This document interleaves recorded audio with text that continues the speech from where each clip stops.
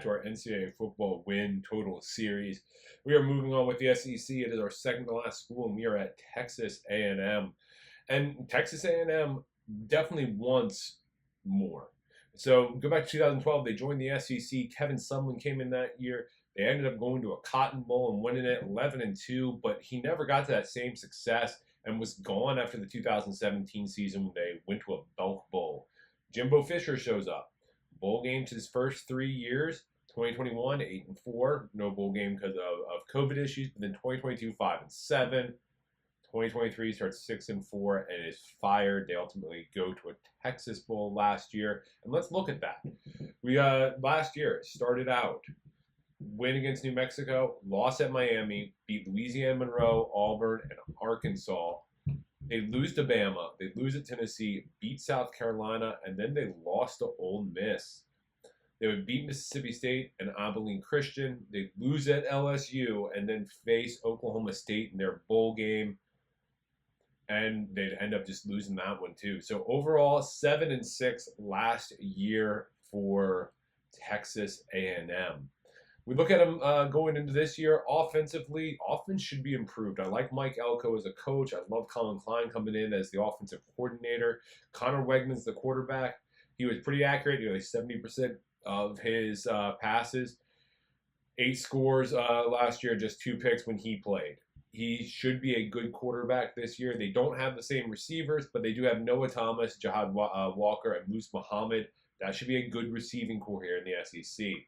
The backs, Amari Daniels, Levon Moss, and Ruben Owens, all young, fast. They should be solid this year. Offensive line's the best part of the offense. Pass protection wasn't great last year. It's going to improve. Trezon and Chase Bizantis are back. They bring in Amari Reed Adams from Kansas. I like the offense this year. Defense was up and down last year. They need some more sack production. So they bring in Nick Scorton from Purdue to make up for some of that. They also have got Shamar Turner in there and Albert Regis on the nose. They bring in Scooby Williams from Florida.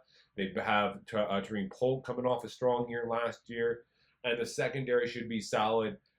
They have Trey Jones coming in from Central Michigan. BJ Mays coming in from UAB.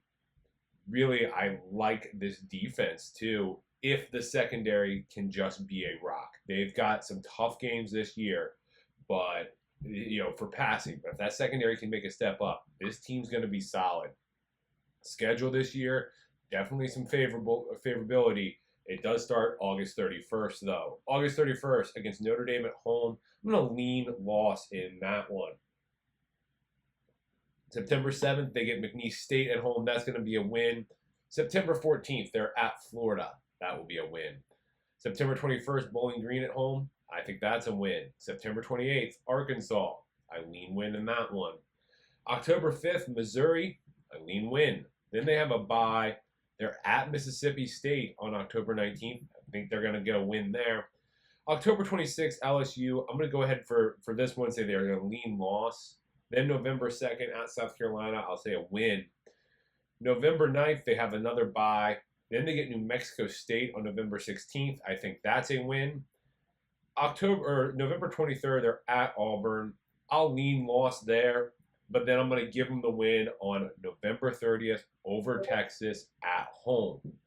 Overall, I think this is a 9-3 to even a 10-2 season. Even if they don't lose to Auburn, they beat Texas, or maybe they beat LSU but lose to Missouri. They could beat Notre Dame week 1. I still think this is a 9 to 10 win team. So we're going to take the over 8.5. That's sitting right now at -120 on DraftKings, and that's going to be our pick in this one. If you like the content, make sure to hit the like button, subscribe, share it with your friends. We're going to be back next time finishing the SEC with Vanderbilt and some SEC title picks.